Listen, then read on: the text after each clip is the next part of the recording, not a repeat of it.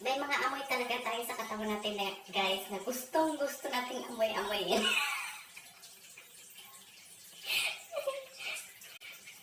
Sama sa amoy ng kilikili.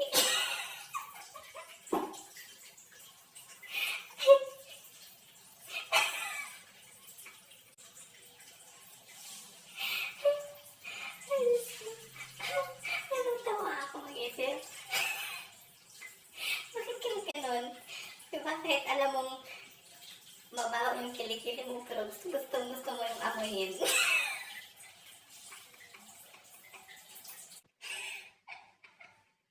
Pangalawa, yung pag-ubad mo ng panty at brief mo, alam mong mabaho, pero inaamoy mo pa din.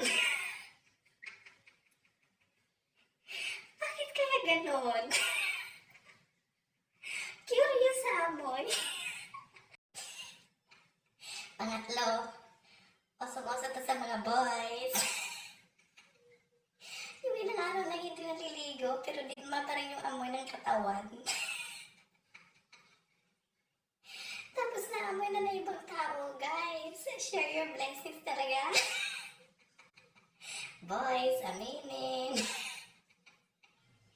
Busy sa kakalaro ng Mobile Legends, hindi na nakakaligo. At ito, pinakamalupit.